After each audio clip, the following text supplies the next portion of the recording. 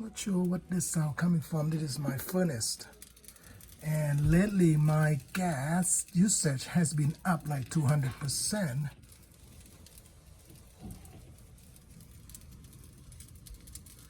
And in the back, which is my kitchen of this wall, I feel a lot of heat from my kitchen cabinet next to this unit here. So for like the last couple months, so not sure what's going on. Probably gonna have somebody to come and check it.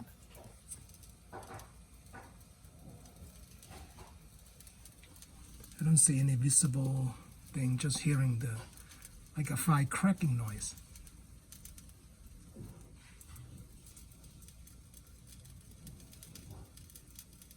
You can hear it a little bit.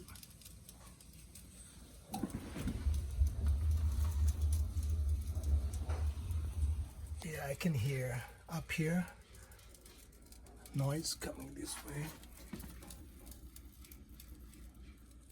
These black tube here with the insulation. Maybe not here, but it's kind of hard to tell, but you can hear it. I don't know if that's normal or not.